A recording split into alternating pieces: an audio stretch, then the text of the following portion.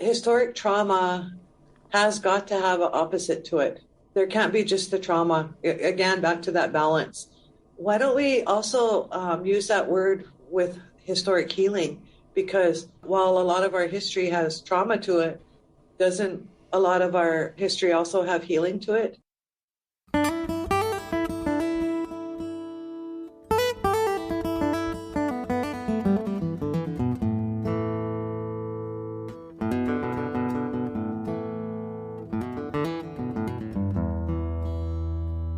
Welcome to the Dandelion Effect podcast, a space for organic conversation about the magic of living a connected life. Just like the natural world around us, we are all linked through an intricate web, a never-ending ripple that spans across the globe. Here, we explore the ideas that our guests carry through the world, remember who and what inspired them along the way, and uncover the seeds that help them blossom into their unique version of this human experience. This podcast is a production of the Feathered Pipe Foundation, whose mission is to help people find their direction through access to programs and experiences that support healing, education, community, and empowerment.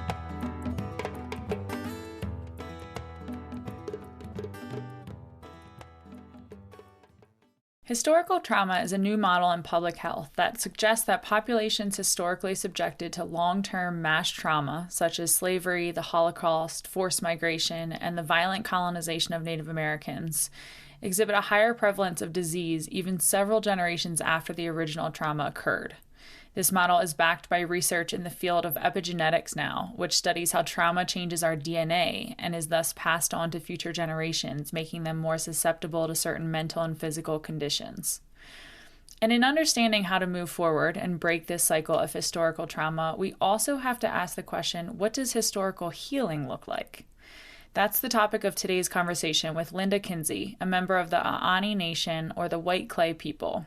She is the Native Connections Director for Helena Indian Alliance, helping secure grants for suicide prevention services for Native youth ages 12 to 24, and she also serves with RISE, an acronym for Reaching Indian Students Everywhere, to educate people in Native American history and encourage folks to learn who they are by learning where they came from. When it comes to reconciling the history of genocide of Native Americans in this country, the idea of generational trauma is just starting to creep into the vernacular and shed light on the compounding issues they face in modern society, a world in which they're expected to just bounce back from a century of intentional erasure.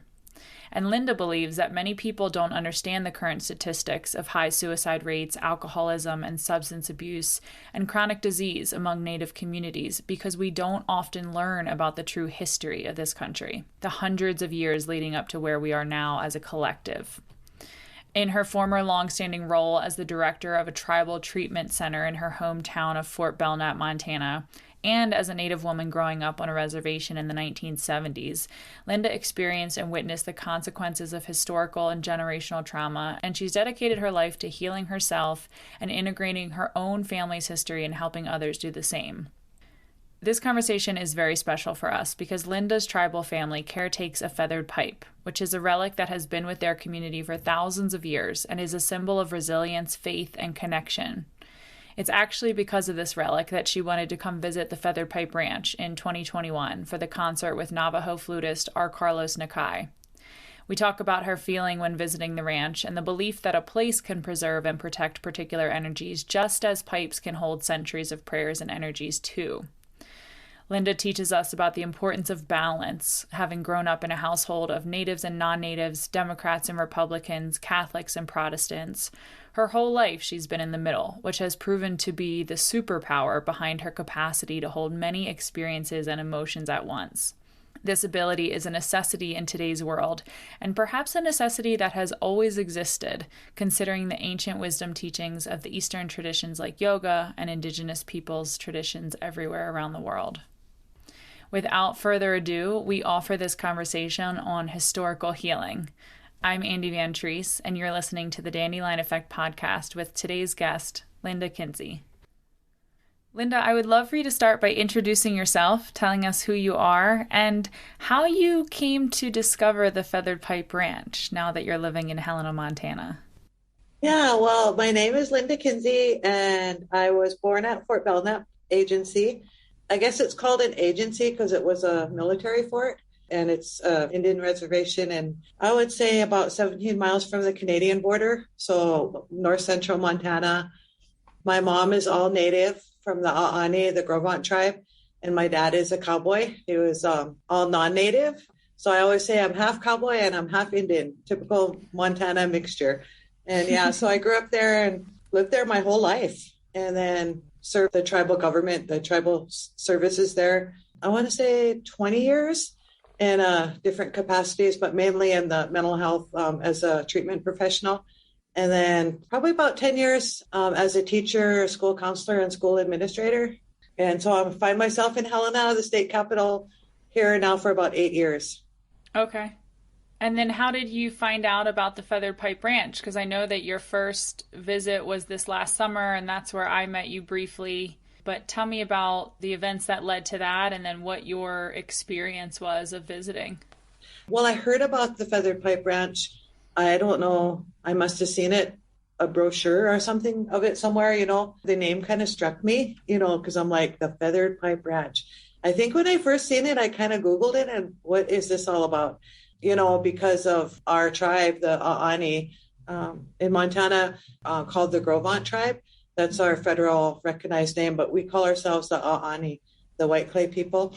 And we have a pipe called the Feathered Pipe, and it's a relic. It's been with our tribe for a very long time. We have two relics, the flat pipe and the feathered pipe.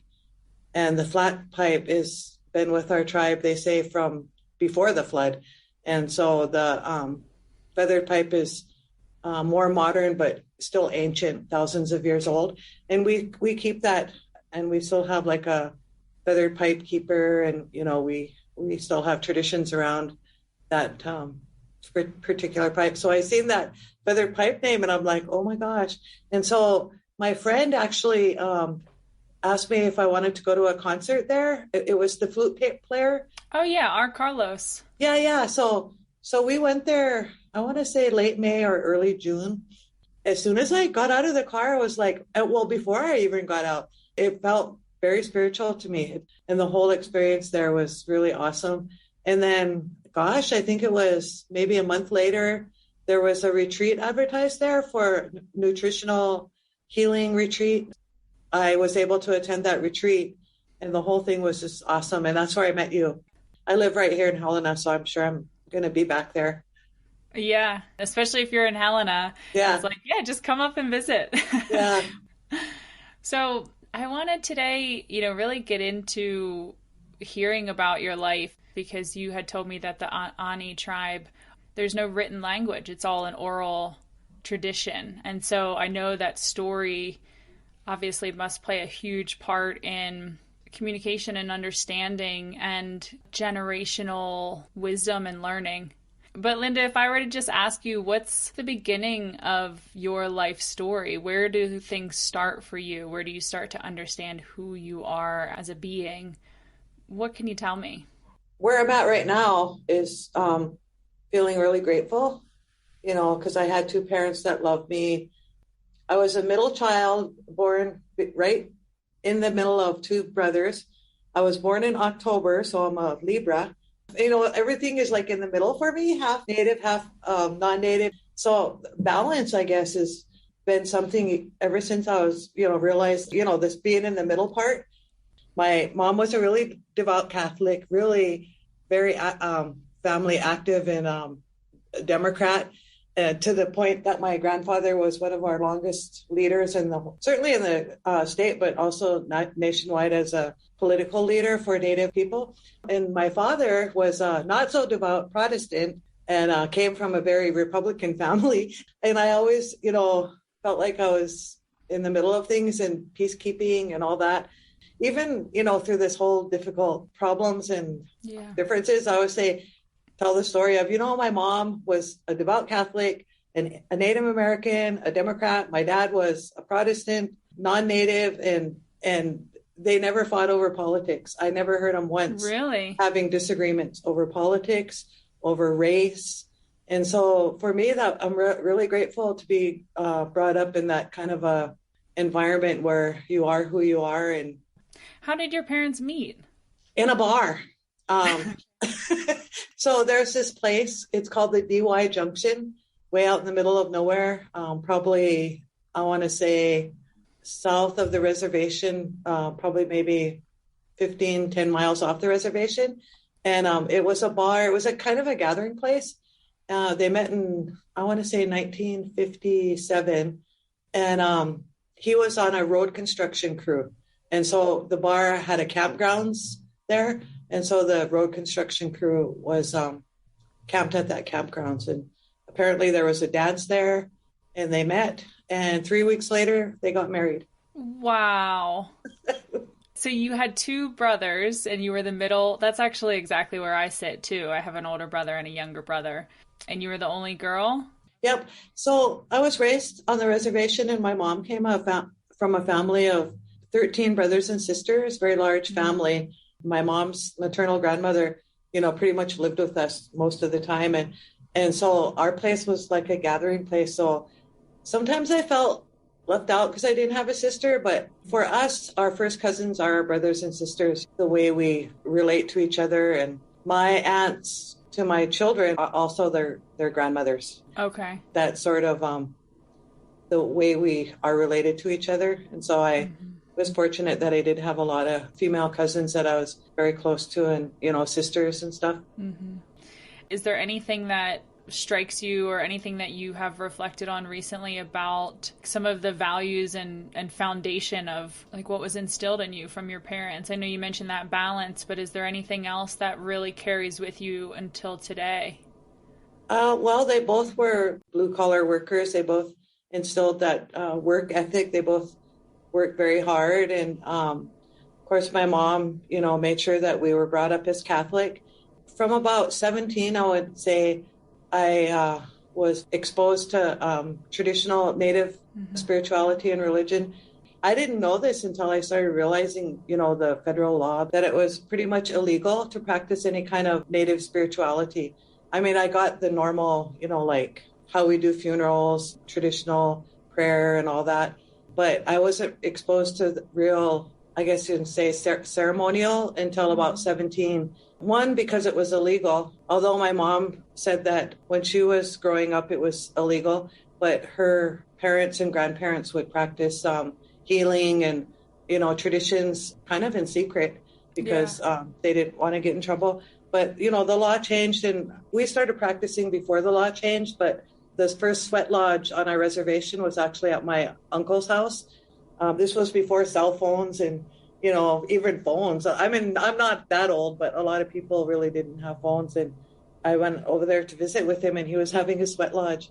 And I went in there and that was my first one at 17. And so I was really struck on how it felt and that it was intense and pretty healing. So I've gone that way ever since. So that and other very serious ceremonial healing practices and prayer. So plus I still follow the Catholic traditions. I don't know. They always say, take what you can use and leave the rest, Some of it I could leave on both sides and some of it I could really use. So grateful for that. Were you able to take what you felt was a benefit and then leave the rest right away? Or was there ever any conflict between those two ideologies? For me, there wasn't really. They just seemed to go well together. I guess it's all about finding strength in the God, our creator, or finding a purpose or finding a direction or even going to a prayer for somebody else, like if you're afraid, like if somebody's really sick or if you're caught up in grief.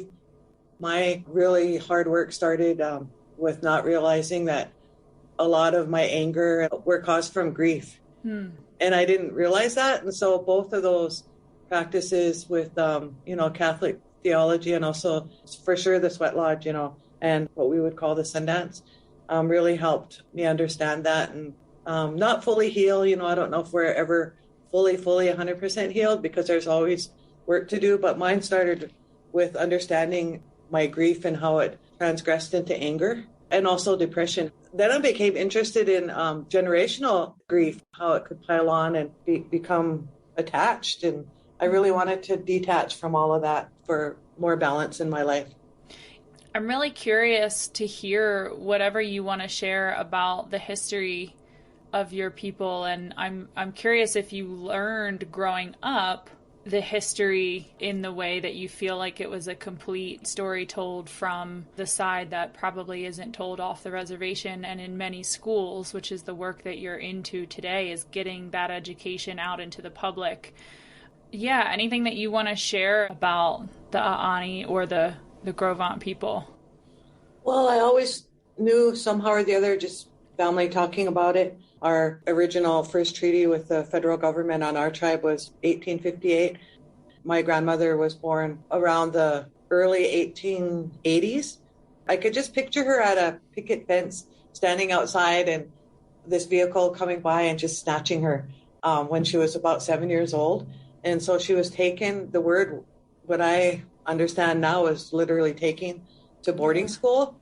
And so Fort Belknap, Montana is a very far distance from Chemawa, Oregon. So she was taken to the federally run Indian boarding school in Chemawa, Oregon. I think it's near Salem, and it still exists today, actually. And so it always strikes me as really horrible. Here she had never spoken English. She was totally native, and they took her to boarding school, her and many others. And so I always knew about that. But, again, balances are good and bad and balanced together. So World War I broke out, and she was only, I want to say 14, 15, 16 in her mid-teens or so. And the Chemawa boarding school turned into a naval hospital because it was a seaport. Oh. And so they brought all the wounded into that boarding school. So they picked different trainings for different students to be working at that hospital. And she was trained as an Army nurse. And so she was an Army nurse from then until she came home at 19. I'm sure it was traumatizing. Well, I know it was, So she came home to the reservation as soon as she was done with the boarding school. And she had a large family after that, 13 kids, and raised them as very devout Catholic. Chemawa wasn't a Catholic boarding school. It was government. But somehow or the other, the mission started up there at the reservation. And a lot of the natives were brought into the Catholic religion. And so she had all her children and brought them all up Catholic. My mom also attended boarding school. There was a boarding school at the mission there at St. Paul's Mission on the reservation there. And so I realized, I'm the first one in my whole immediate family to attend public school. My dad attended public school, where he was from, but my mom didn't and my grandmother didn't. And so as she got older, she lived with us, my grandmother. And honestly, I could hear her crying at night. She was probably in her late 70s to 80s because she lived a long time. To me, it sounded like anguish.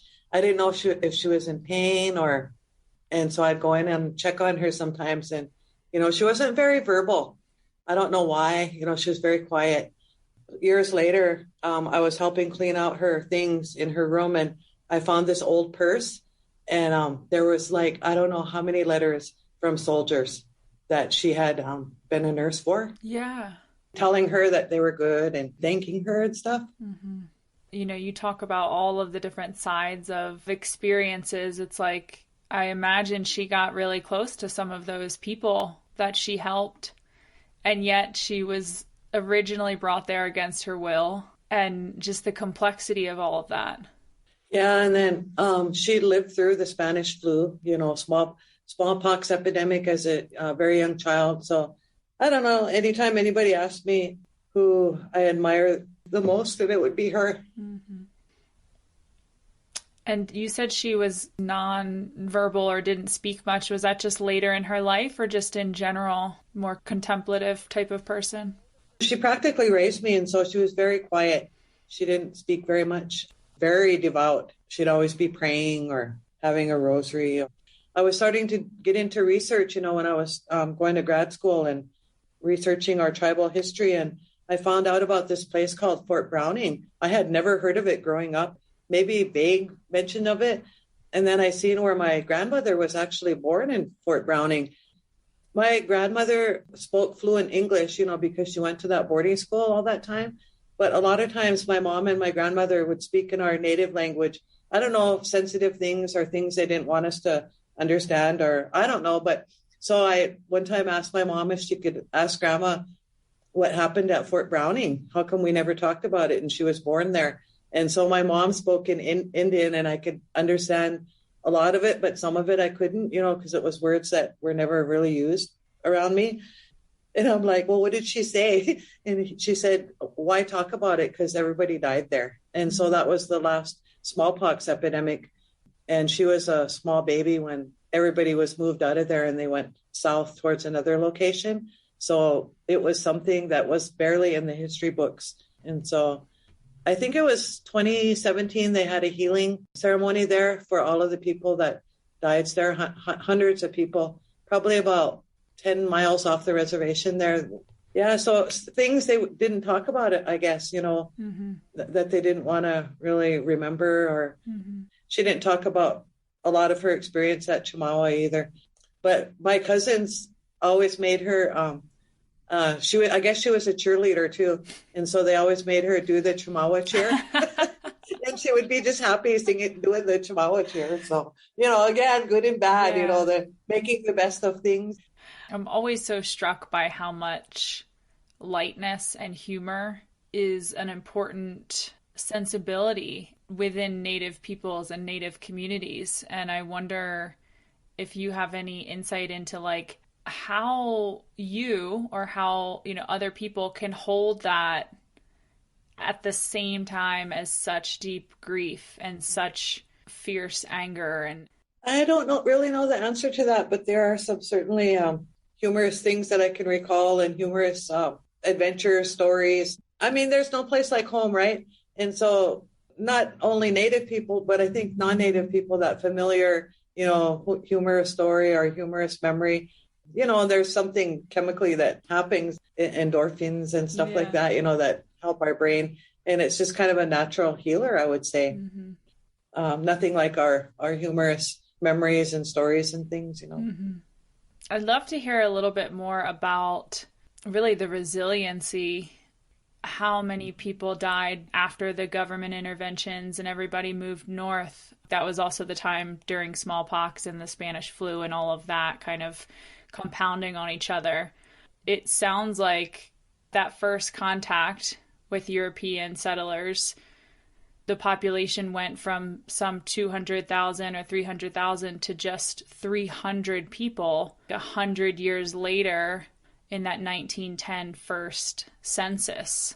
Yes. Being able to survive that and continue on as a community and continue on as human beings into where you are today. First thing that pops into my mind is the creator. God, the creator, the spiritual aspect of things. When you were talking, I was remembering my grandmother.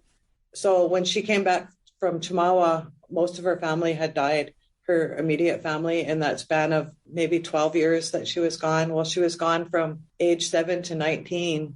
And so actually, weirdly enough, the road construction that my dad came to around our area to do cut through a cemetery. The first time I took my grandmother there, the first time I remember is it was a lot of her family that was laid on the rocks there, the smallpox epidemic and tuberculosis. And I remember seeing her just walking out past the graves and just walking, and that mournful cry, she was just crying. And I don't know, I had the sense to just let her go, just to let her walk and let her cry because she wanted to be alone. Her grief and then her devoutness, as a Catholic, I would say, that was part of the resilience or the healing or the balance between, like, the serenity prayer, I guess, is what comes to mind. But, there's been a lot of tragedy still there today, that carries on. And there's been a lot of suicide, sometimes reaching the top numbers of the whole United States in our area there, especially among young men. There's still that, whatever it is, the residual effects, I guess, of trauma, of poverty. Also, I was stunned to find out when I used to do other research and write grants and things that where I lived in Blaine County, Montana, it was the most impoverished community per capita in the whole United States. And I was really stunned to find that out. Fast forward to now at our ceremonies, our spiritual ceremonies that we have 3 major ones sometimes 2, sometimes only 1 in the summertime. And it attracts so many natives from all over the place, especially our own people.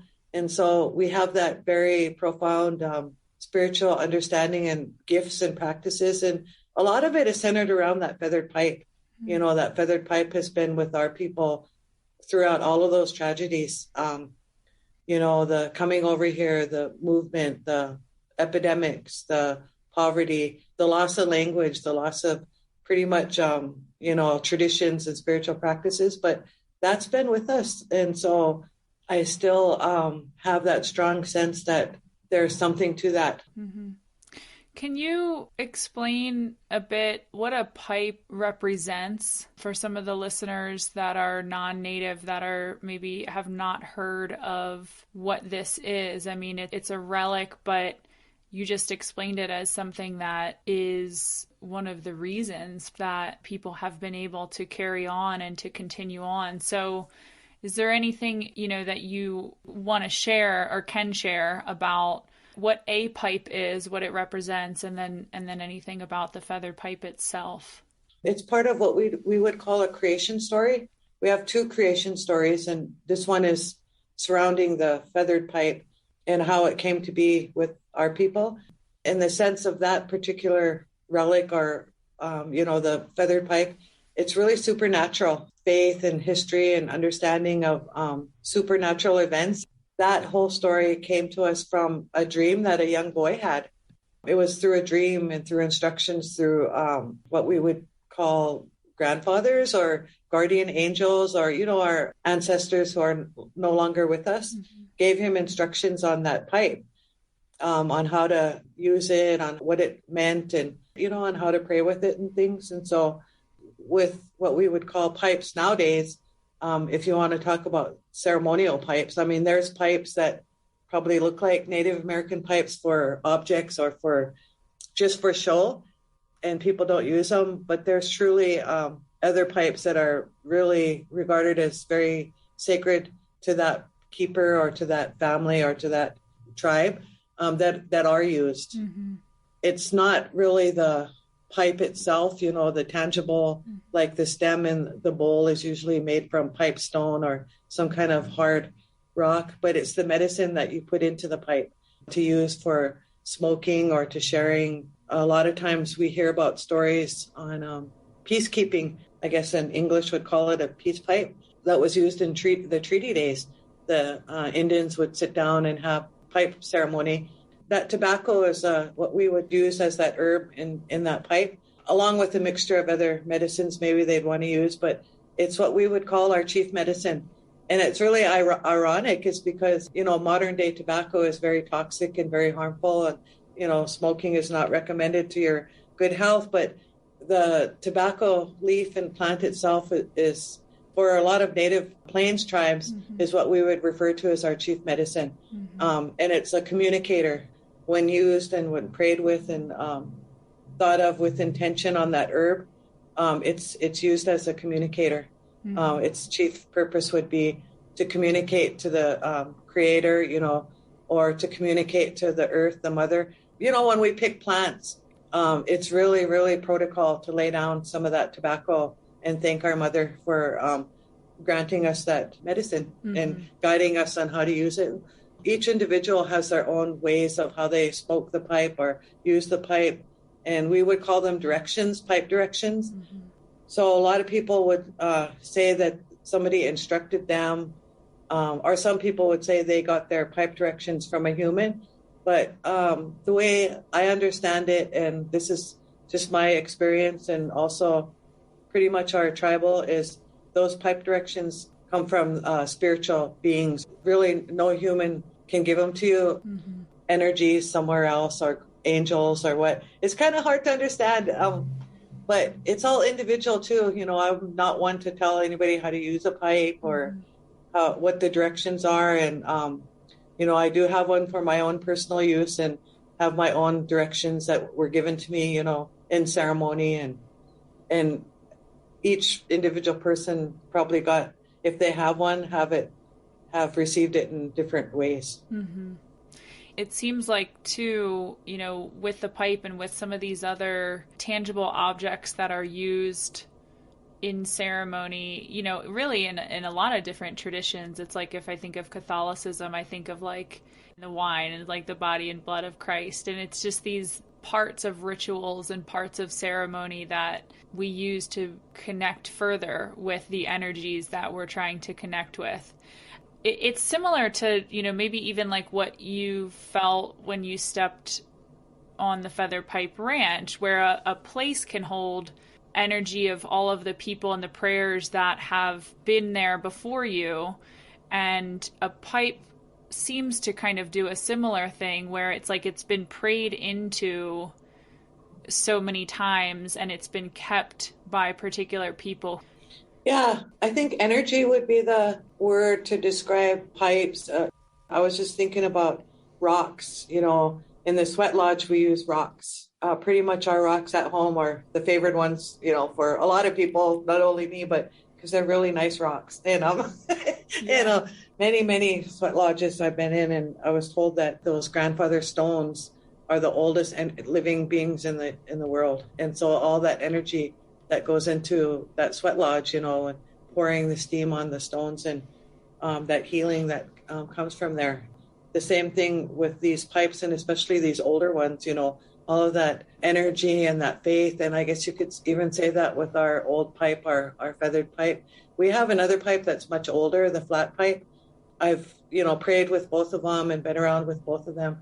And there's just this feeling or this power or this, it must be all of those prayers from thousands of years or all the things that tool has carried. But it's not like, in a sense, an idol, or it represents history. It represents resilience. Maybe it holds memory. I don't really know. Research now is starting to understand even this idea of generational trauma and generational healing, and the ways that those feelings and emotions and experiences stay in our bodies and carry on into the bodies of the people that we create. Just wonder how much of that happens in non-human beings as well. Yeah. I mean, I know that there's research out now about water having memory and plants having memory. And if you really look through this lens, it's a much more expansive, non-egocentric way of understanding the world as much more alive than we typically consider it in kind of non-native mainstream society. I am curious. I want to hear a bit about how you got into the mental health work that you do today. And it sounds like there were a couple things happening in your personal life and starting to understand this idea of generational trauma that just converged together. And it seems shortly after, maybe a couple years after, you were introduced to your Indigenous traditions and much more of a traditional healing path. Well, my educational and professional path, just some with intention and some not. 1980, that tells you how old I am, was my first professional job as a teacher. I taught fifth grade students, and on our school in Harlem, it was 3 miles off the reservation, and probably at that time about low 80s to high 90% Native students. And honestly, I don't think there was any Native teachers there at all before. I was pretty glad to be there, but kind of felt out of place with the other adults. I could see the kids really needing, more exposure, I guess, to Native teachers. So I don't know, oddly enough, I went to college and I got my bachelor's degree in business. And I was like, what on earth am I doing with a bachelor's degree in business? Anyway, and so I worked for the tribe for quite a few years, but where I was placed was a treatment center. So I was like the business person it was an inpatient regional treatment center. And I did like their business stuff and their data entry and contracts and stuff like that. But I was right there, and the individuals that were in treatment came from all over. And I really got my eyes opened. I had never really realized how profoundly it was mainly alcoholism back then in the 90s. There was people that died in that treatment facility from, alcohol-related diseases. And I was right there. So I guess I was supposed to see that. And I also was exposed to recovery, and I had never heard of the things like the 12 steps. They had steps going up to the inpatient unit where the individual slept, and it had the 12 steps of Alcoholics Anonymous on there. So I seen that every day, and I was like, yeah, I think I'm supposed to see this. Yeah. So I was exposed to it very intense. I just wanted a job and be able to use my degree, and it wasn't my intention to work in a treatment center. But I always feel like, hindsight 2020, maybe, as Catholics, we grew up to believe that our vocation is we're here to serve, and we're at peace when we know that, and we're happy when we know that we're in the right service. So I was thinking, geez, I must be meant to be here to learn all about all this stuff. And then went back to school and was studying my master's in counseling and educational counseling. And who struck me was Carl Jung. So I studied him. I had to do a second year of my master's program studying Carl Jung and some of his modalities and things associated with that, how we bring them into modern therapies and stuff. I was struck how he was really intrigued by Indigenous people. And he came to the United States, because he was originally from Sweden. And he studied with, I don't want to say which tribe because I might get it wrong, but he did study with a tribe here in the United States. And he was very intrigued by their methods and practices. And I don't know when it was in between that or when that was where he started using the word genetic memory. I think he might have been one of the first to use that word. And that word struck me, genetic memory. And it started making me think about, oh my gosh, my grandmother had some pretty traumatic things, let alone her grandmother, genetic memory. And I'm like, I wonder if that's affecting me. And so in the late 90s or early 2000s, we started hearing a lot about historic shame, generational shame and trauma. And then, of course, today in 2022, they formed a word around that called epigenetics. That was the biggest thing that, from what I understood, is that separated Carl Jung from some of the other practitioners at the time, like Freud in that, is that Carl Jung believed that trauma affected the genetic strand. It affected our DNA. And Freud was like, no, but today they're finding out that it does. Trauma affects our DNA. I'm not really into the scientific part of that, but as a licensed counselor, I did a school guidance counselor first and then became a licensed addictions counselor, seeing many people that I believe that to be true. And so I would guide them into finding out who they were through their history, through my own work and my own healing, as finding out where I came from and some of the trauma and things to help that, and so was very, very grateful and honored to be working with individuals that were indeed traumatized and showing it through alcohol and drugs, addiction, and also mental health issues. And so I did that for quite a few years until what brought me here to Helena was managing some of the programs that served statewide people. And I didn't see any natives or tribal people at the table. That's when I came here and started doing some other work in the area of addictions and historic trauma, and certainly educating people on the Plains Indian story that a lot of people here sitting at high tables, like very powerful decision makers, had no idea of the trauma that some of our Native families had suffered through. It seemed like they needed to be educated about that. When you were going back through your family history and recounting, as part of your own healing and recovery, finding out who you were, was there a huge piece of that as mom being Native, dad being non-Native, and those two separate histories? Or were you looking more into your Indigenous history and viewing the healing from that lens? Mainly Indigenous, yeah. I wasn't exposed too much to my dad's family. I was a little bit. Either way, I was proud to be from both. My dad's family had a background of being immigrants from Norway and Sweden. And I guess maybe that's why I was attracted also to Carl Jung, because he was from Sweden. Yeah. And so I found them to be really interesting, but I didn't know much about any of their history, really. They were very rural people, very cowboy. I was proud of that, and I was wishing I could be exposed to more of that, but I just wasn't. And so I didn't really get to know my dad's family the way I would have liked to. But some of that I get interested in. I mean, my younger brother, I used to tease him and tell him I think he was related to Eric the Red because he looked like Eric the Red. And I'm always intrigued by Vikings, because of my grandmother came from Norway, so I've always wanted to maybe go explore over there or something like that. I'm sure they had trauma too, I think every people's did, there's historic is probably much older. Mm-hmm. And what were some of the tools and practices and avenues that you took in that healing process of your own? I mean, I know that the sweat lodge was a huge part of your healing, and you had told me that even though you were studying, Western methods of therapy and counseling, when it came to your own reconciliation, you took much more of the traditional indigenous practices. Mainly that, but, like I said, I was brought without even planning it, ended up working at a treatment center, right? And so when I seen those 12 steps, I was really interested in them. So I kind of studied them, kind of researched where they came from. And a lot of it had a spiritual base to them. Well, a Catholic priest was part of developing those. And even today, those teachings through 12 steps and through listening and watching people engage in their own recovery through 12 steps.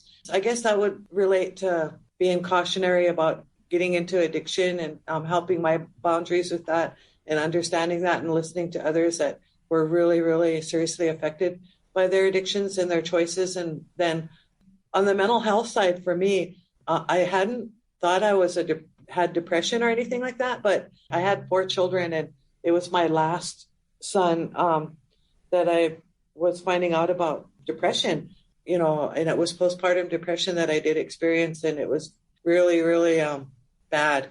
I was just getting into interning, for my counseling degree. The therapist that I was interning with, I raced right to her, and I told her what was happening. And right away, the first visit, without even full assessment or anything, and looking at my history, and I mean, I was 30 by then, she wanted to give me medication.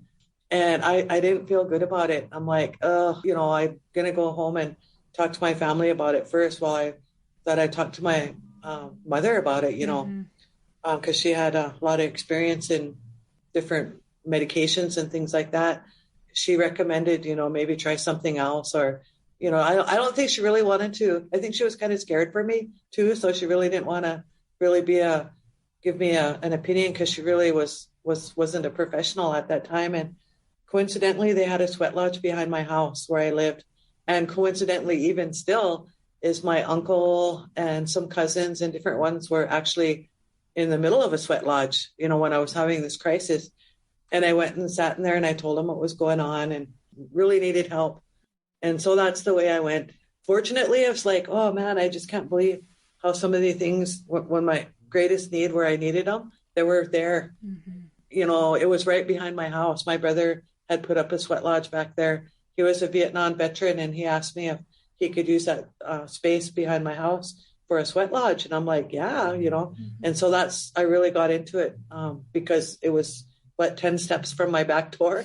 And so, that's where I really, really experienced kind of like a cleansing, being felt really toxic when I was depressed. And I don't know, it was just really a bad phase of my life. Sometimes I wonder if people have to go through that, mm-hmm. Kind of going through the darkness to see the light, or being at the bottom to be able to climb to the top. Mm-hmm. I don't know if I'd have as much gratitude if I have today, if I didn't experience when I wasn't grateful, if I didn't know what to be grateful for, specific things like my mental health and my recovery, even sobriety, and it really helped me understand to be grateful.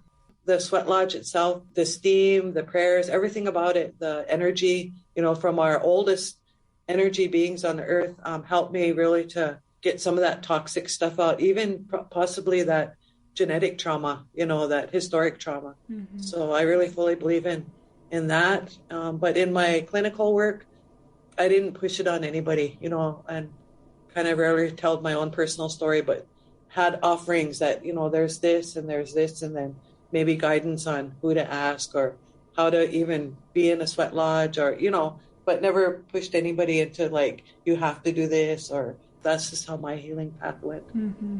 Wasn't your uncle the keeper of the feathered pipe at this point? No, it was another older gentleman or spiritual leader. He passed away 5, 6 years now. It passed on. I would call him my brother, but he's my cousin that has it right now. Yeah, he keeps it now. Okay. You know, this idea of historical healing, I want to spend some time there because when I hear that word, I hear a couple different things. You know, I hear historical healing among groups of people, and I also think about the ways that an individual healing oneself is historical healing because you're stopping that cycle of trauma. I'm curious of how you see your own healing as we each individually take the responsibility to care for ourselves and to transmute and alchemize the things that have happened before us as they exist within our own bodies. How does that relate to the bigger picture of historical healing? Originally, I would always hear that word historic trauma, right? So historic trauma. And then I got to the point where I was like, historic trauma has got to have an opposite to it. There can't be just the trauma. Again, back to that balance. And all of a sudden I realized, I used to do a lot of not only clinical groups within our treatment center for our patients, but also kind of like mini workshops or whatever, and our tribal history and how it transcend into maybe motivating people to find out their own history. And then I was like, why don't we also use that word with historic healing? Because while a lot of our history has trauma to it, doesn't a lot of our history also have healing to it? Being in a position of, I guess you would call it a leader in a treatment center, because I eventually became the director of that treatment center. What a huge responsibility, keeping motivated for my own work, and teaching counselors how to be counselors, and also supervising them, is that you can't give what you don't have to give. Being with, kind of like what they teach you in motivational interviewing, being present.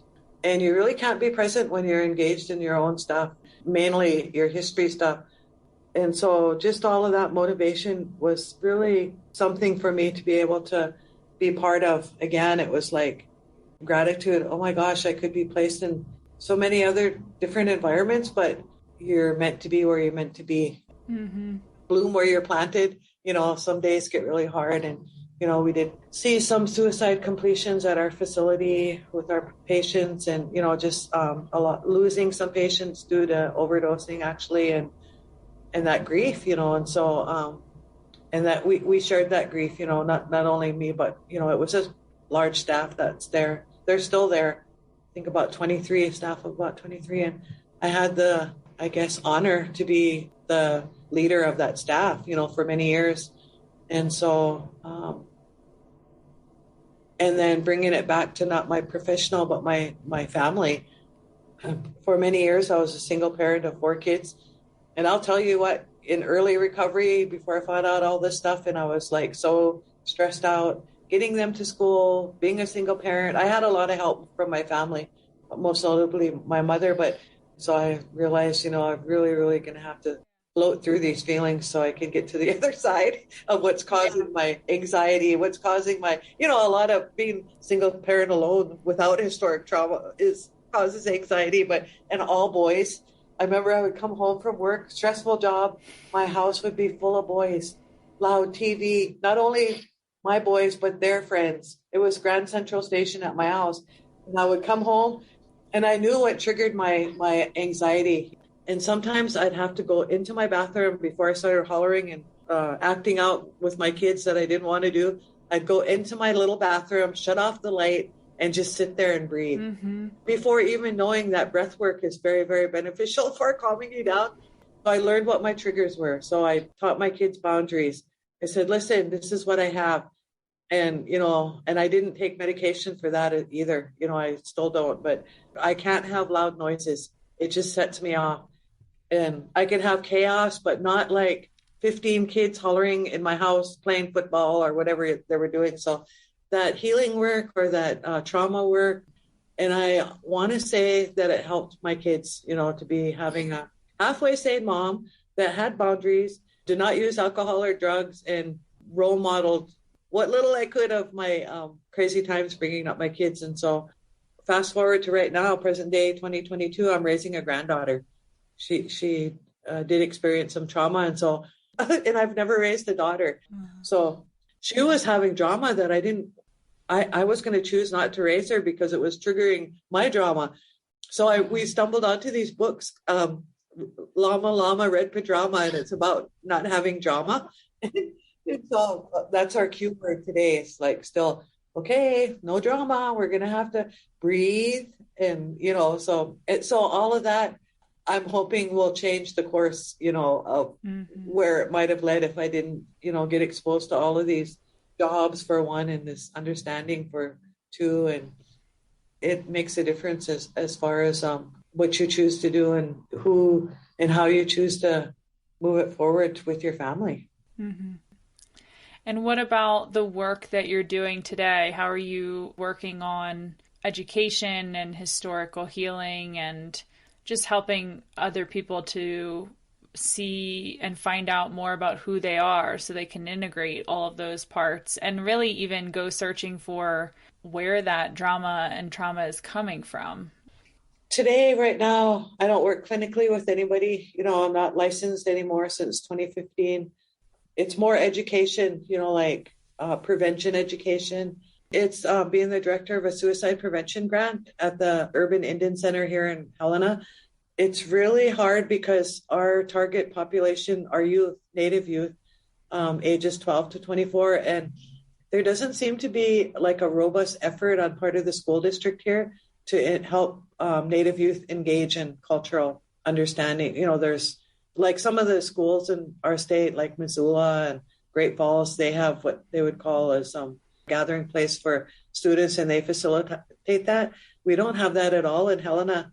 And to use, I would say, positive, ity talk or without blaming or accusing, and how to mitigate that. So that's my work right now here in Helena as to how can we, the school district, the leadership, and let alone students and parents be motivated to engage in understanding who they are and where they came from as far as the Indigenous students here, help motivate by providing education on wellness, and suicide prevention methods as far as the prevention work, and stuff and coping skills. And my goal is to really help students and maybe families understand where they came from. So it would really be good. COVID has impacted, the pandemic has really impacted the work I started. It'd be almost 2 years now in October 1st, actually, right in the thick of the pandemic. So I work from home. I mean, you could do a lot of virtual education and a lot of virtual activities and things, but it's really beneficial to be in person. And so we're leaning towards in-person things right now. Hopefully we'll have some in-person activities and gatherings for youth and just be present with them and then kind of build trust and be a resource for the youth here in Helena. We have the Fort Harrison, the VA center here in town, and our facility, the Helena Indian Alliance, sponsors traditional healing there, sweat lodge and talking circle, and they're not able to do that. I'm thinking there's still restrictions on that. So it's been really tough to engage in healing, that kind of healing, traditional healing in the sweat lodge and things. There's people like at home and different other places that still would do like family sweats and keeping like individual practices and maybe small family practices. I mean, I try to still do that, even though we can't publicly have a gathering just yet. So the tagline of our podcast is the magic of living a connected life. And I just want to ask you, when you hear that phrase, what does it mean to you? How do you live a connected life? As soon as you said that, I'm like, ooh, connected life. That's a really profound, connected life.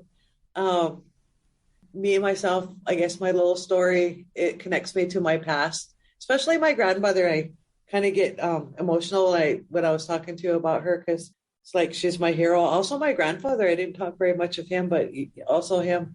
But connected to the past, because My mom used to always pray in our language, and I'd ask her what her words meant and stuff. And well, I just pray like how my grandfather used to pray. I mean, her grandfather didn't know a word of English.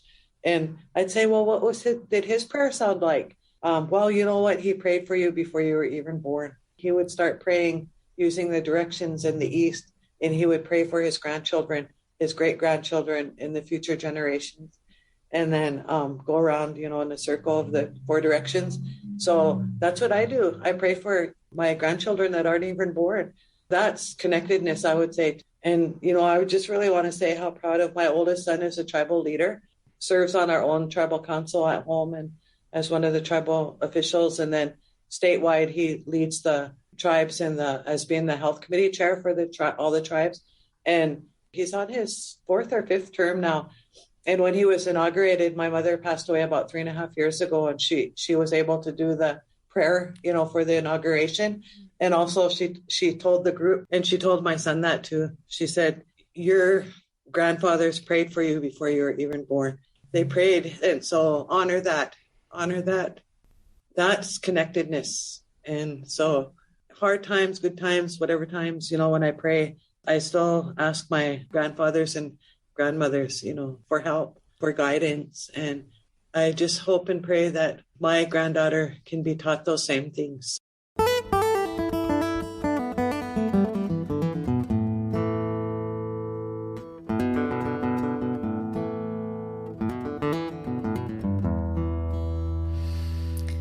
Linda Kinsey. Speaking with Linda was such a gift, the kind of connection that goes straight to the heart without needing much time. I just feel so grateful to have been able to hear stories straight from the source that are paramount to our understanding of the people in Montana, but also to our country as a whole.